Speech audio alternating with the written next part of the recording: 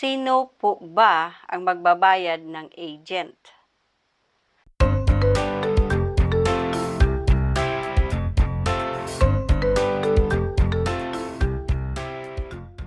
Ang sagot, depende kung sino ang agent na tinutukoy.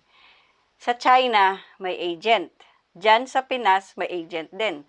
Kung sa Pinas, ang applicant ho ang nagbabayad ng agent. Ang alam ko is ang minimum na binabayaran dyan is 80,000 per applicant. Dito sa China, yung applicant, hindi yan nagbabayad. Ang magbabayad niyan is yung school. Agent at school ang mag-uusap dyan. Magkano ang bayad? Depende sa salary mo na nakasaad sa contract mo.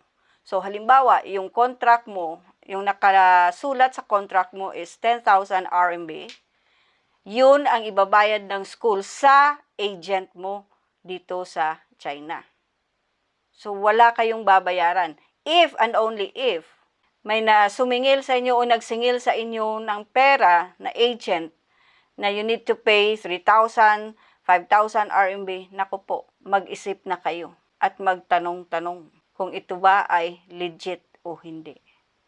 Uulitin ko po, sa Pinas, ang aplikante ang nagbabayad ng agent. Sa China, agent at school ang nag-uusap. Yung applicant, naghintay lang yan.